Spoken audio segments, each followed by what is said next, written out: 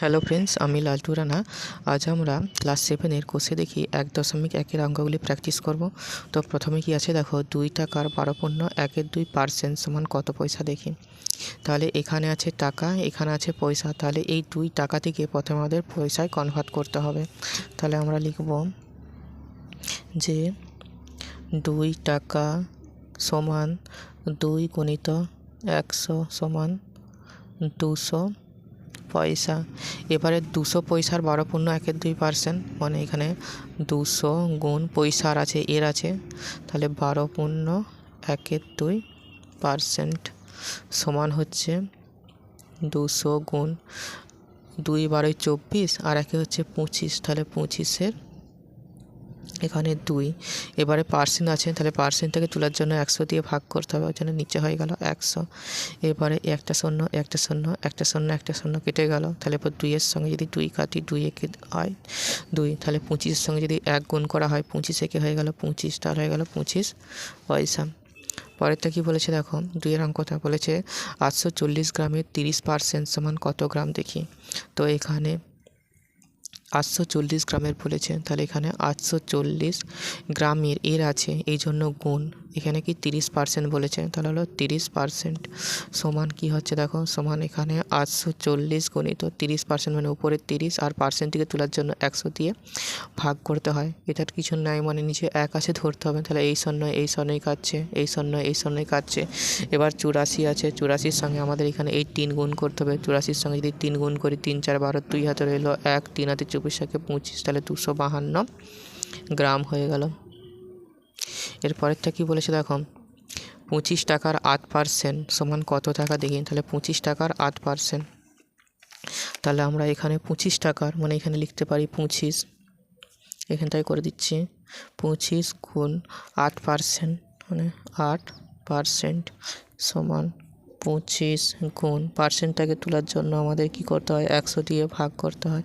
এবারে 25কে 100 দিয়ে কাটলে 25 4 হয় 100, 4-এর সঙ্গে যদি আমরা এখানে 8 কাটি 4 দুগুণে হয় 8, তাহলে হয়ে গেল 2 শুধু পড়ে রইলো, তাহলে হয়ে যাবে 2 টাকা। তাহলে এটা আমাদের কত অঙ্ক হলো, এটা হচ্ছে 3-এরটা আর এটা হলো 2-এরটা, প্রথমেরটা হচ্ছে 1-এরটা। এবারে 4-এর অঙ্কটা কি বলেছে দেখো, 55 গ্রাম 5 কিলোগ্রামের শতকরা কত দেখি। এখানে গ্রাম আছে আর এখানে কিলোগ্রাম আছে, তাহলে দুটোকে একই রাশি আনতে হবে। তো কিলোগ্রামটাকে প্রথমে আমরা গ্রামে প্রকাশ করে নেব। তো 5 কিলোগ্রাম সমান কত গ্রাম প্রথমে আগে বের করে নিতে হবে। তাহলে আমরা জানি 5 কিলোগ্রাম সমান, কিলোগ্রামকে যদি গ্রামে প্রকাশ করি, আচ্ছা সমান 10 গ্রাম। তারপর কিলোগ্রাম থেকে গ্রাম ক ঘর যদি আমরা দেখি, কিলোগ্রাম থেকে গ্রাম ক ঘর যাচ্ছে বলো তো, কিলোগ্রামের পরে হেক্টোগ্রাম, ডেকাগ্রাম, গ্রাম 3 ঘর যাচ্ছে। যেহেতু এগোচ্ছে, এগোলে হয় গুণ, আর 3 ঘর গেছে মানে 1000 দিয়ে গুণ করতে হবে। আর এখানে 5 আছে 5, তাহলে 5-এর সঙ্গে 1000 গুণ করলে হবে 5000 গ্রাম। এখন কি হবে, এখন এই 5000 গ্রাম হয়ে গেল। এখন এবারে যদি অঙ্কটা আমরা ভালো করে পড়ি, 55 গ্রাম 5 কিলোগ্রামের শতকরা কত। এখানে যেইটাই থাকে লেখা সেটা হয় নিচে, তার মানে 5টা হয় নিচে আর 5 কিলোগ্রামটা হবে নিচে, আর 5 কিলোগ্রাম মানে আমরা কত বের করেছি 5000, তাহলে এখানে 5000টা হলো নিচে মানে হরে বসে, আর উপরে বসে হচ্ছে 55 গ্রাম, তাহলে উপরে হয়ে যাবে 55। আর কি বের করতে বলেছে, শতকরা। তাহলে শতকরা বার করতে গেলে কি করতে হয়, 100 দিয়ে গুণ করতে হয়, আর গুণ মানে উপরে হয় গুণিত 100। এবারে দেখো একটা শূন্য দুটো শূন্য একটা শূন্য দুটো শূন্য, এবারে যদি কাটাকাটি যায় 5 দিয়ে যাবে, দেখো 5 দিয়ে কাটলে 5 একে 5 শূন্য 5 11 55 মানে 11/, সমান হচ্ছে 11/10, আর 11/10 সমান হচ্ছে পূর্ণ যদি করি তাহলে 11-র মধ্যে 10 কত সংখ্যক পূর্ণবার আছে, একবার, এই জন্য 1, নিচে হলো 10, তাহলে 10 একে 10 আর কত দিলে 11 হবে 1 দিতে, তাহলে 1 পূর্ণ 1-এর 10 শতকরা প্রকাশ করতে বলেছে, তাহলে 1 পূর্ণ 1-এর 10%, 1 পূর্ণ 1-এর 2%, ঠিক আছে। দেখো এই কথা মনে রাখলে অঙ্কগুলো করতে অনেকটা সুবিধা হবে। শতকরাকে আনতে গেলে 100 দিয়ে গুণ করতে হয়, আর শতকরাকে তুলতে গেলে 100 দিয়ে ভাগ করতে হয়। তাহলে যখন কোনো কিছু আনবে, তাহলে আনলে জিনিসটা হয়তো ভারী হয়ে যায় না। তা ভারী মানে কি, যখন তুমি 100 দিয়ে গুণ করবে তখনই ভারী হবে। আর যখন কোনো কিছুকে তুলতে হয় তখন কি করতে হয়, কোনো কিছু তুলে দিলে জিনিসটা হালকা হয়ে যায়। আর হালকা মানে ভাগ, আর তাছাড়া ভাগ করলে অনেক জিনিসটা কি হয়, এমনিতেই হালকা হয়ে যায়। এটা মনে রাখার জন্য বললাম, ঠিক আছে। তাহলে এখানে মূল বিষয় হচ্ছে, যদি শতকরাকে আনতে হয় তাহলে 100 দিয়ে গুণ করতে হবে, আর শতকরাকে তুলতে গেলে 100 দিয়ে ভাগ করতে হবে। তো 4 অঙ্কটা হয়ে গেল। এবারে 5 অঙ্কটা কি বলেছে দেখো, যে 5 অঙ্কটা বলেছে 1.25 টাকা 5 টাকার শতকরা কত দেখি। এই যে এরকম যদি থাকে, যেখানটায় থাকে যেইটা, সেটা হয় হরে বসে। তাহলে এখানে 5 টাকার, এটা হচ্ছে টাকার, মানে আছে 5-এ, তাহলে মানে এখানে 5টা এই জন্য নিচে বসবে 5 হরে বসে, আর লবে বসে উপরেরটা 1.25, তাহলে হচ্ছে 1.25।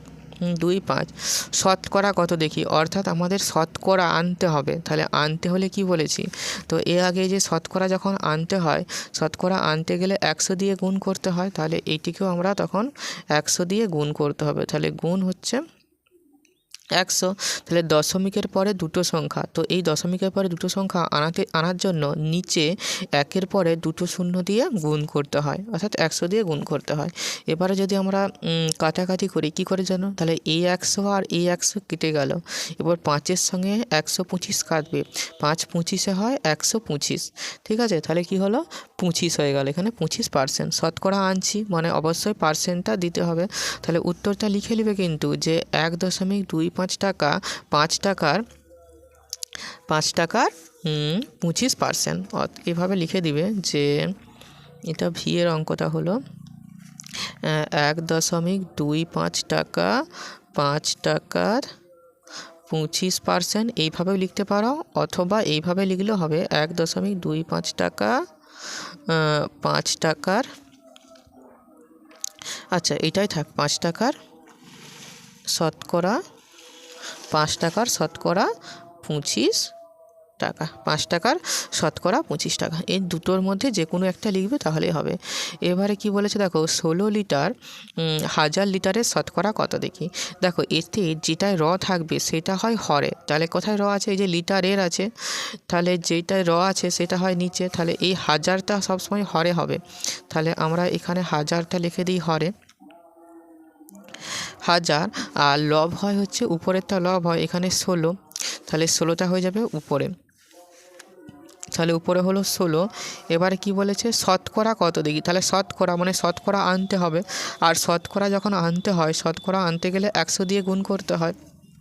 তাহলে এইটিকেও আমরা 100 দিয়ে গুণ করে দেবো। এবার দেখো, একটা শূন্য দুটো শূন্য, একটা শূন্য দুটো শূন্য, তাহলে উপরে হলো 16, আর উপরে হচ্ছে 16 আর নিচে হচ্ছে 10। তো এবার কাটাকাটি করা যাবে, 2 দিয়ে কাটাকাটি করা যাবে। তাহলে 2 দিয়ে কাটলে 2 5-এ হচ্ছে 10, 2 8-এ হলো 16, তার মানে 8/5, তাহলে সমান হয়ে গেল 8/5। তো 8/5 এটা একটা কি, অপ্রকৃত ভগ্নাংশ। তো অপ্রকৃত ভগ্নাংশ রাখা যাবে না, সেটাকে কী করতে হয়, পূর্ণ করে দিতে হবে। তাহলে পূর্ণ করলে ধরো 8-এর মধ্যে 5 কতবার আছে, তাহলে 5-একে 5, 5 দুগুণে 10, তাহলে কেবলমাত্র একবারই পূর্ণ সংখ্যকবার আছে। আর কত দিলে 8 হবে, তাহলে 5-একে 5, 6 7 8 আর 3 দিলে এই জন্য হয়ে গেল 3, 1/3-5%। তো উত্তরটা আমি লিখে দিবে যে 16 লিটার 1000 লিটারের 1/3-5%। অতএব আচ্ছা উত্তরটা লিখেই দিয়েছি, 16 লিটার 1000 লিটারের 1/3-5%, অথবা এইভাবেও লিখতে পারো যে 16 লিটার 1000 লিটারের শতকরা 1/3-5 লিটার। যখন শতকরা লিখবে তখন কিন্তু পার্সেন্ট দেবে না, আবার পার্সেন্টই লিখলে তখন কিন্তু শতকরা লিখবে না, লিখলেই কিন্তু ভুল হয়ে যাবে। আচ্ছা এটা হচ্ছে 6-এর অঙ্ক ছিল, এবার ভিআইয়ের অঙ্ক ছিল। এবারে আমরা এইখানে 2-এর অঙ্কটা করব। তো 2-এর অঙ্কটা কি বলেছে দেখো, বলেছে একটি বাড়ির 1/5 অংশ রং করা হয়েছে, বাড়িটি শতকরা কত অংশ রং করা বাকি আছে হিসাব করি। তো এই অংশটা এখন শতকরা কত অংশ বাকি আছে সেটা প্রথমে বের না করে, তাহলে কত অংশ বাকি আছে সেইটা প্রথমে আগে বের করতে হবে। তাহলে একটি বাড়ির 1/5 অংশ রং করা হয়েছে, তাহলে আমরা এটা লিখবো এভাবে, এটা হচ্ছে 2-এর দাগ। আচ্ছা একটি বাড়ির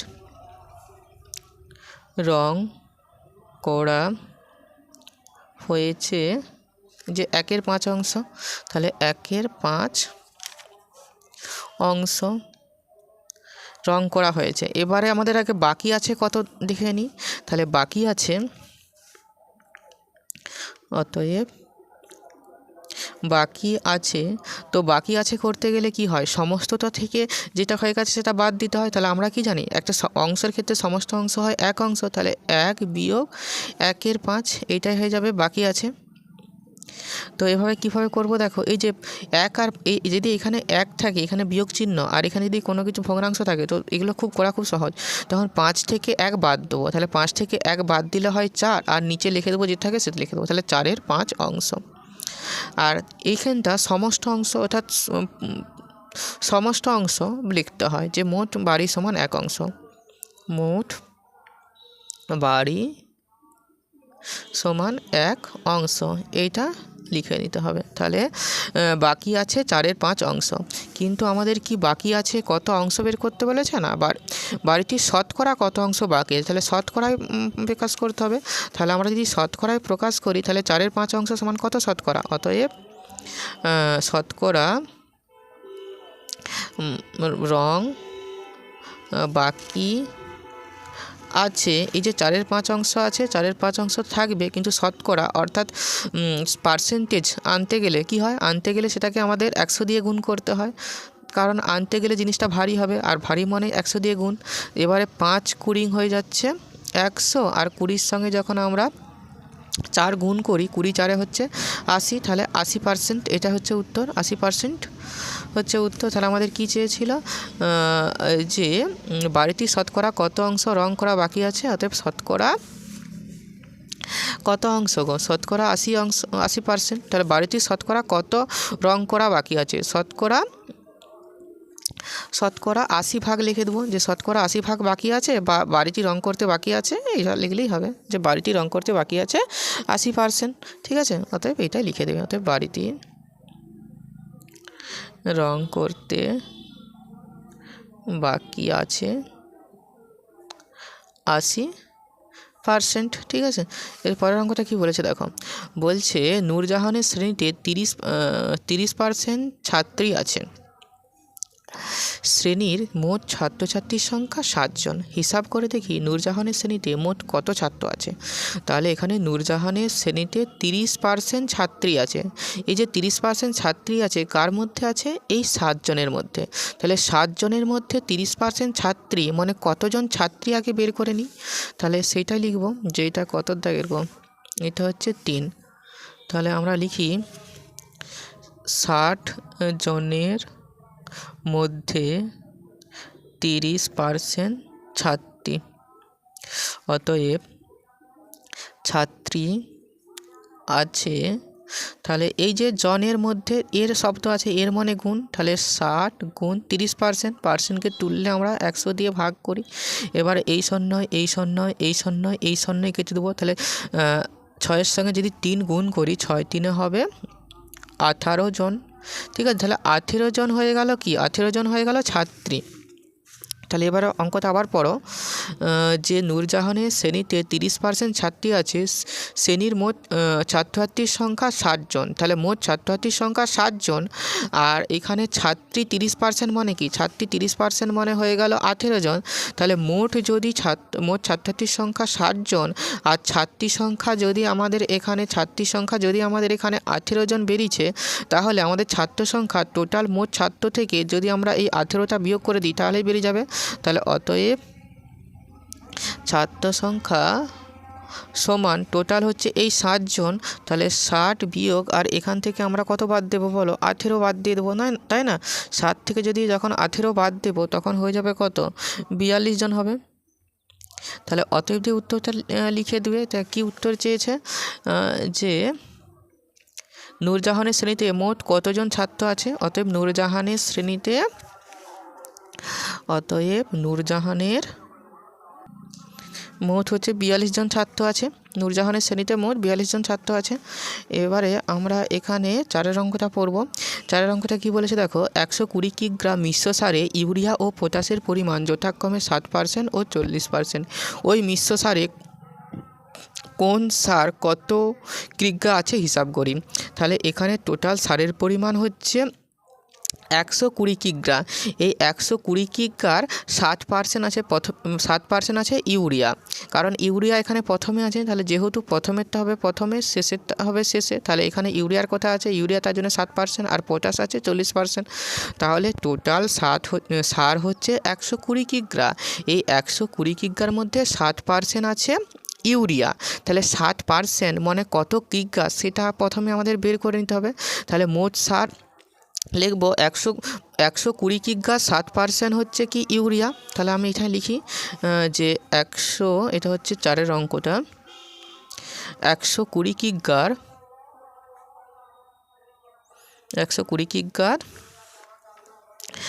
60%। তাহলে 120 কিগ্রার 60% ইউরিয়া।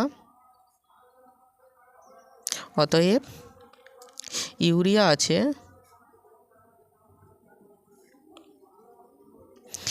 আছে যে কিগ্রার আছে, মানে এর শব্দ আছে একটা। তাহলে এখানে হবে 120 গুণ 60%, মানে 60 আর পার্সেন্টটিকে তোলার জন্য 100 দিয়ে ভাগ করতে হয়। তাহলে একটা শূন্য, একটা শূন্য, এই শূন্য কাটলো।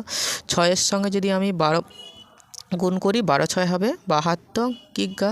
তাহলে টোটাল সার হচ্ছে 120 কিগ্রা। তাহলে 120 কিগ্রার 60% হচ্ছে কি ইউরিয়া। 60% ইউরিয়া মানে কত, 72 কিগ্রা ইউরিয়া। আর বাকিটা নিশ্চয়ই পটাশ আছে। তাহলে বাকিটা নিশ্চয়ই কি আছে, বাকিটা নিশ্চয়ই পটাশ আছে। তাহলে অতএব পটাশ আছে,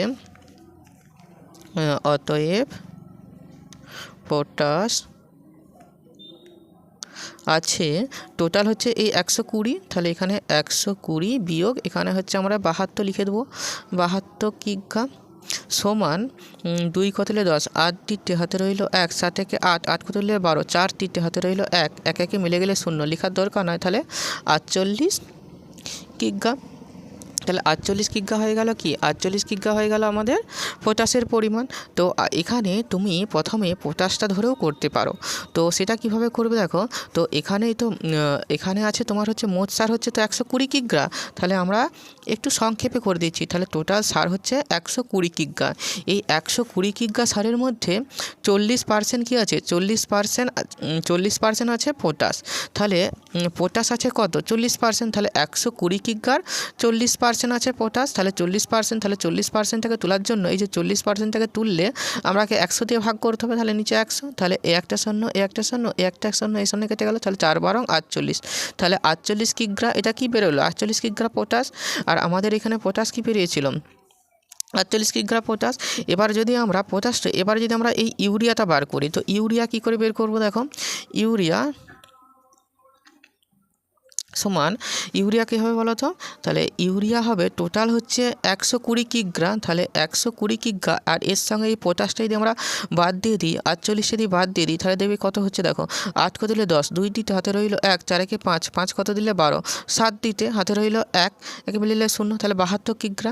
দেখো তাতেও কিন্তু অ্যান্সার চলে এলো 72 কিগ্রা। এখানেও দেখো ইউরিয়া বেরিয়েছিল, দেখো কোথায়, এই যে ইউরিয়া বেরিয়েছিল এখানে 72 কিগ্রা। আর আমাদের এখানে ইউরিয়াটা হলো কত, ইউরিয়া হয়ে গেল 72 কিগ্রা। বা এইভাবে যদি নাও করো আর একভাবেও করা যায়। সেটা কীভাবে দেখো, মোট সার হচ্ছে কত, মোট সার তো 120 কিগ্রা। তো আমি এখানে 120 কিগ্রা মোট সার।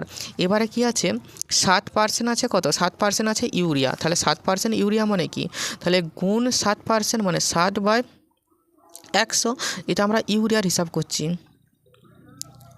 এবারে কি করব দেখো, এই শূন্যই কাটবো, এই শূন্যই কাটবো। 12-র সঙ্গে যদি 6 গুণ করি, 12 6 72। তাহলে এখানে ইউরিয়া হয়ে গেল 72 কিগ্রা। আর আমরা ইউরিয়া অবশ্যই এখানে এই যে দেখেছো 72 কিগ্রা বেরিয়েছে। এবার যদি আমরা পটাশ হিসাবটা করি, তাহলে পটাশ টোটাল সার কত, এই 120 কিগ্রা। তাহলে এখানে আমরা 120 লিখে দেবো গুণ। আর এখানে পটাশ কত পার্সেন্ট ছিল, পটাশ ছিল হচ্ছে 40%, তাই তো। তো এখানে আমরা 40 দিয়ে যদি আমরা গুণ করি, 40% অর্থাৎ 40/100 দিয়ে যদি আমরা এখানে গুণটা করে দিই, তাহলে এই শূন্য কেটে যাবে, এই শূন্য কেটে যাবে। তাহলে 4-এর সঙ্গে যদি 12 গুণ করি, 4 12 হচ্ছে 48 কিগ্রা। তাহলে আমাদের কি হলো, পটাশ হয়ে গেল হচ্ছে 48 কিগ্রা আর ইউরিয়া হয়ে গেল 72 কিগ্রা। এই 3টি পদ্ধতির মধ্যে যে কোনো একটি পদ্ধতিতে করবে তাহলেই হবে।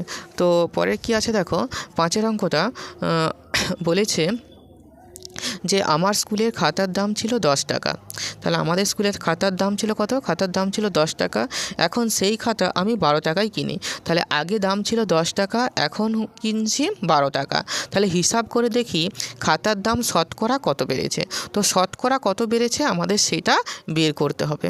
তাহলে আবার যদি একটু ভালো করে বুঝি, যে খাতার দাম ছিল 10 টাকা আর সেই খাতায় কিনছি 12 টাকা। তাহলে এটাকে প্রথমে লিখি যে স্কুলের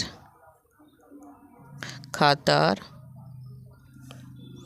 দাম ছিল 10 টাকা, 12 টাকায় কিনি। এখন সেই খাতা কিনি 12 টাকায়। হিসাব করে দেখি খাতার দাম শতকরা কত বেড়েছে। এখন শতকরা না বের করে এখন আমি কত বেড়েছে আগে দেখি, যে অতএব দাম বেড়েছে 12 বিয়োগ 10 সমান হলো 2 টাকা। তাহলে দাম বেড়েছে কত টাকা? 2 টাকা দাম বেড়েছে। এবারে শতকরা কত দাম বেড়েছে, তাহলে আমরা এবার লিখবো যে শতকরা দাম বেড়েছে, শতকরা দাম বেড়েছে। এই যে 2 টাকা যে বেড়েছে, এই 2 টাকাটা কার মধ্যে বেড়েছে? 10-এর মধ্যে বেড়েছে না 12-এর মধ্যে বেড়েছে? বলো, কাদের মধ্যে বেড়েছে? 10-এর মধ্যে বেড়েছে না এখানে 12-এর মধ্যে বেড়েছে? নিশ্চয় এই 10-এর মধ্যেই বেড়েছে, তাই না? 10-এর মধ্যেই বেড়েছে। তাহলে যার মধ্যে বেড়েছে সেইটা হয় হরে, নিচে হয় 10, আর যে যত টাকা বেড়েছে সেইটা হয় লবে। তাহলে এখানে 2 টাকা বেড়েছে, এটা হবে লবে 2। আর কি বলেছে? শতকরা, তার মানে শতকরায় প্রকাশ করতে বলেছে। আর শতকরায় আনতে গেলে সেটাকে 100 দিয়ে গুণ করতে হয়। তাহলে গুণ করে দেবো। তাহলে এই 0 আর এই 0 কেটে গেল। তাহলে এবার 2-এর সঙ্গে 10 যদি গুণ করি তাহলে 2 10 হয়ে গেল 20 টাকা। অর্থাৎ শতকরা কত বেড়েছে? শতকরা 20 টাকা বেড়েছে। তাহলে অতএবটি লিখে দিবে যে হিসাব করে দেখি খাতার দাম শতকরা কত বেড়েছে, অতএব খাতার দাম শতকরা 20 টাকা বেড়েছে। অতএব খাতার দাম শতকরা 20 টাকা বেড়েছে। অথবা লিখতে পারো যে খাতার দাম বেড়েছে 20%। যখন পার্সেন্ট দেবো তখন কিন্তু আর শতকরা কথা লিখব না, আর যখন শতকরা কথা লিখব না তখন কিন্তু পার্সেন্ট দেবো। এইটা কিন্তু একটু বিশেষভাবে খেয়াল রাখবে।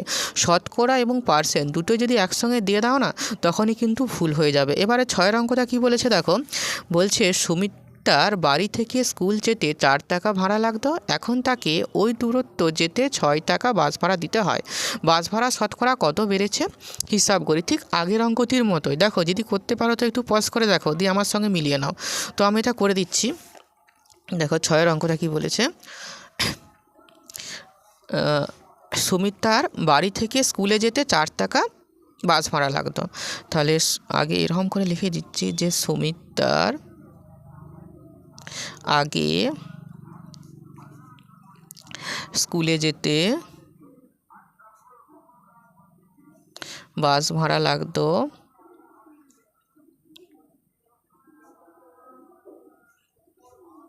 4 টাকা, এখন ওই দূরত্ব যেতে 6 টাকা বাস ভাড়া দিতে হয়। এবং এখন লাগে কত টাকা? 6 টাকা। তাহলে বাস ভাড়া তো বেড়েছে, অতএব বাস ভাড়া বেড়েছে 6 বিয়োগ 4 সমান 2 টাকা। তাহলে বাস ভাড়া 2 টাকা বেড়েছে। এবার বাস ভাড়া শতকরা কত বেড়েছে, তাহলে শতকরা বের করতে হবে। তাহলে শতকরা বেড়েছে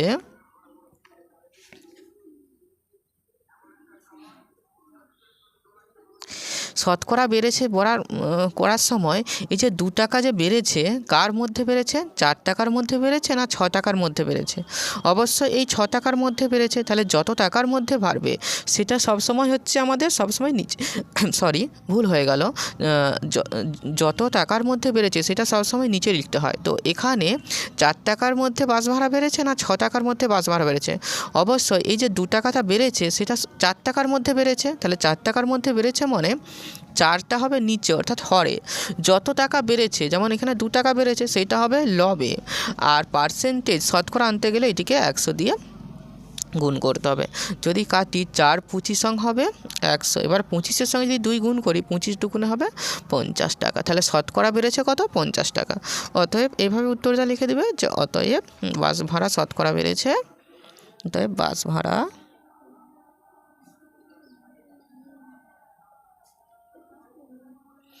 ভাড়া শতকরা বেড়েছে 50 টাকা। অথবা এইভাবেও লিখতে পারো যে অথবা বাস ভাড়া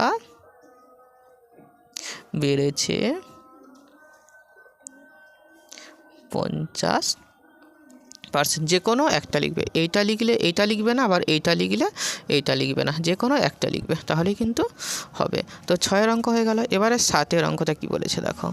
7-এর অঙ্কটা বলেছে চিনির দাম বাড়ার জন্য আগে 125 টাকায় যে পরিমাণ চিনি কিনতাম, এখন 150 টাকায় সেই পরিমাণ চিনি কিনি। তাহলে কি হচ্ছে, চিনির দামটা বেড়ে গেছে। আগে 125 টাকায় যে পরিমাণ চিনি কিনতো, এখন সেই পরিমাণ চিনি আমাদের 150 টাকায় কিনতে হচ্ছে। চিনির দাম শতকরা কত বেড়েছে হিসাব করি। তো সে বাস ভাড়া বা স্কুলের খাতার একই রকম হবে, একইভাবে করা হবে অঙ্কগুলো। তাহলে আমি এটা প্রথমে লিখি, যে কি লিখবে প্রথমে বলো। ঠিক এই 7-এর অঙ্কটা, তাহলে চিনির দাম আগে ছিল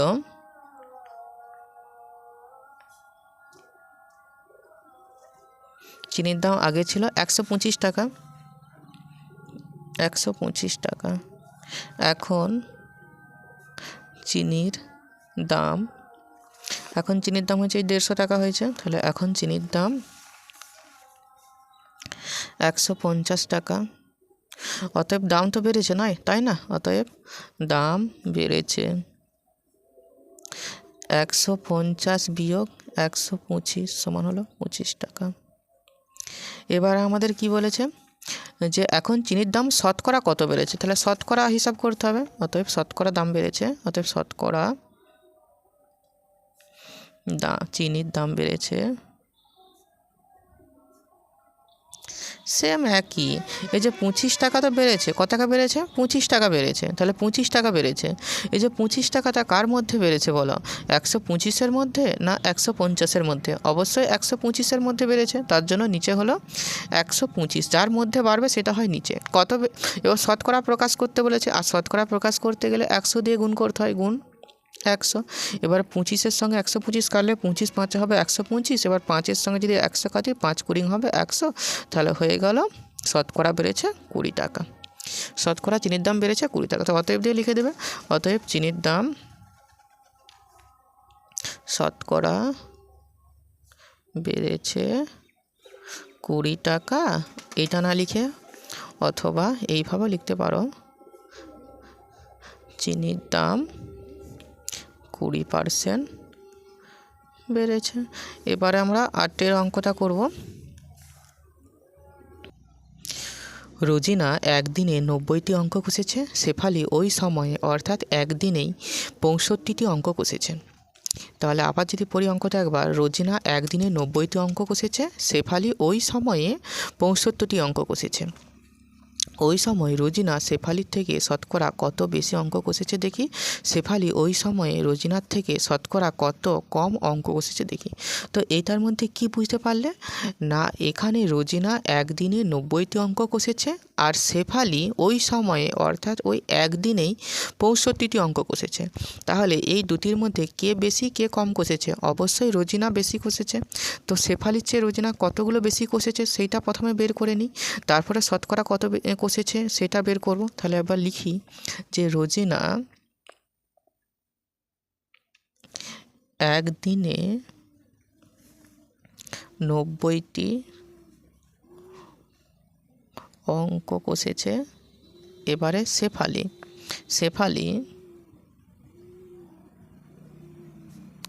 একদিনে 65টি অঙ্ক কষেছে। তাহলে কে বেশি কষেছে কে কম কষেছে? অবশ্যই রোজিনা বেশি কষেছে। তাহলে অতএব রোজিনা বেশি কষেছে 90 বিয়োগ 65। 90 থেকে আমরা যদি 65কে বিয়োগ করি হয়ে যায় 25টি। তাহলে রোজিনা 25টি বেশি অঙ্ক কষেছে। তাহলে ওই সময় রোজিনা শেফালির থেকে শতকরা কত বেশি কষেছে, তাহলে শতকরা বের করতে হবে। অতএব শতকরা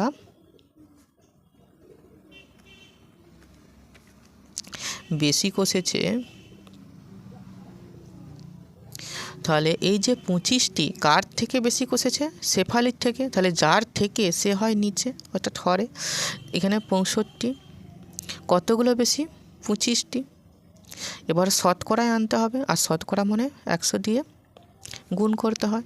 25 আর 65কে 5 দিয়ে যাবে, কারণ এককের অঙ্ক 5, এককের অঙ্ক 5। তাহলে 5 5 হয় 25, 5 13 হয় 65। তাহলে এখানে 100-র সঙ্গে যদি আমরা 5 গুণ করি হয় 500, আর নিচে হবে 13। তাহলে 500/13। আর এটাকে যদি আমরা পূর্ণ করি তাহলে হবে 38 পূর্ণ 6/13। তাহলে শতকরা কত? 38 পূর্ণ 6/13টি। এই অ্যান্সারটা কিন্তু ভুল আছে বইয়ে, কিন্তু তো এইটাই সঠিক অ্যান্সার হবে। এবারে তাহলে এখানে ওই সময় রোজিনা শেফালির থেকে শতকরা কত অঙ্ক বেশি কষেছে? এতদূর পর্যন্ত অঙ্কটার একটা পার্ট হয়ে গেল, যে 38 পূর্ণ 6/13টি অঙ্ক বেশি কষেছে। এবারে শেফালি ওই সময় রোজিনার থেকে কতগুলো কম কষেছে? তাহলে কি আবার শেফালি তো কম কষেছে, তাহলে এখানে আমরা লিখব যে শেফালি রোজিনার থেকে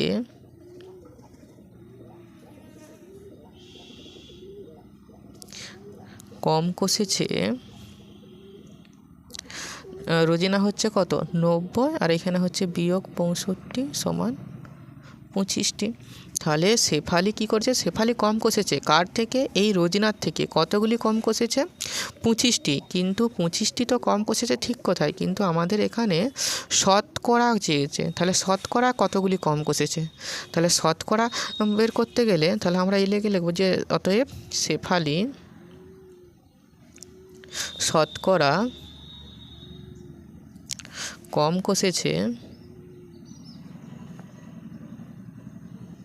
তাহলে এই যে 25টা যে কম কষেছে, কার মধ্যে কম কষেছে? অবশ্যই রোজিনার মধ্যে কম কষেছে।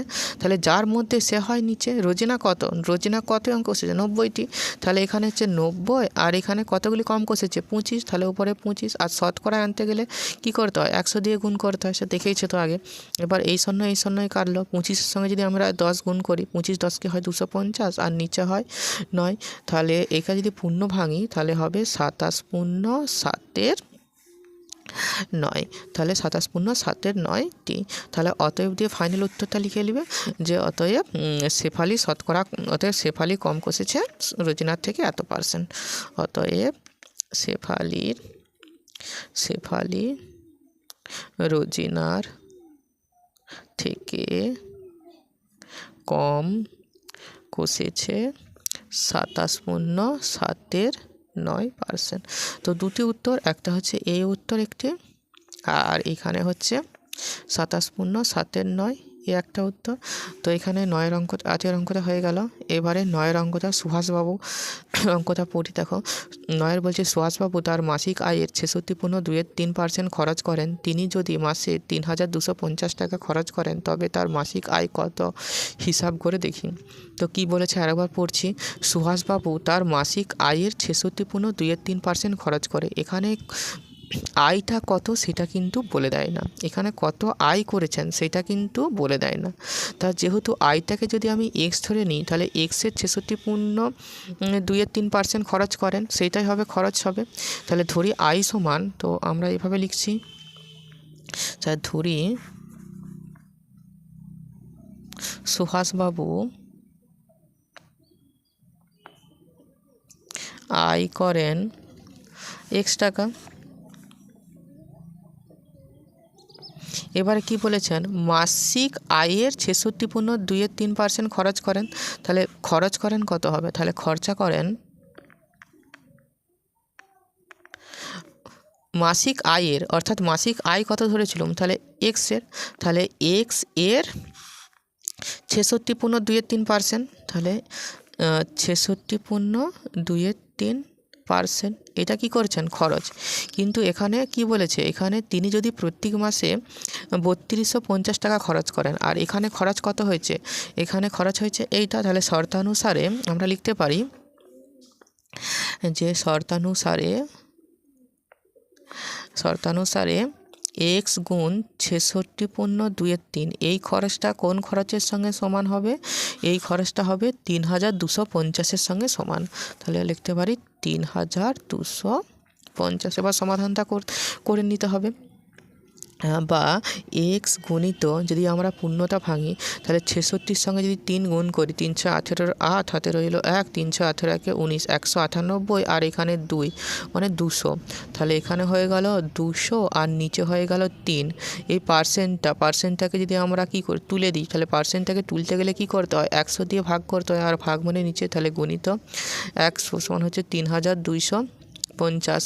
বা এক্স সমান 3250 যেমন আছে রয়ে যাবে 3250, কিন্তু এক্সের সঙ্গে এই সংখ্যাটা কিসে আছে বলো, এক্সের সঙ্গে আছে গুণ সম্পর্কে, আর গুণ সম্পর্কে চলে গেলে সমানের ডান দিকে হয়ে যায় ভাগ সম্পর্কে। তাহলে ভাগ হয়ে যাবে 200/3 গুণিত 100। যদি আরেকটু ভালো করে সমাধান করি তাহলে কি হবে, বা এক সমান 3250 ভাগ বনে গুণে, তাহলে উপর হবে 3 গুণিত এখানে হলো 100 আর নিচে হবে 200। তাহলে এই শূন্য কাটলো। এবার 2 দিয়ে যদি আমরা পুরোটাকেই কাটি তাহলে 2 16 হলো 32, আর এখানে হচ্ছে 2 25 হচ্ছে 50, অর্থাৎ 1625। এবার 1625-এর সঙ্গে যদি আমরা 3 গুণ করি তাহলে কি হবে, তাহলে 25 3 হচ্ছে এখানে 75, আর 3 16 হলো 48, তাহলে 4875। তাহলে মাসে কত টাকা, মাসের আয় কত, তাহলে মাসের আয় আমরা এক্স ধরেছিলাম, সুহাসবাবু মাসে আয় করেন, সেই যে সুহাসবাবুর মাসে আয় করেন x টাকা, আর এক্সের মান হয়ে গেল কত 4875। তাহলে এইটাই হবে অ্যান্সার। অতএব সুহাসবাবুর মাসিক আয় হচ্ছে 4875 টাকা। অতএব সুহাসবাবুর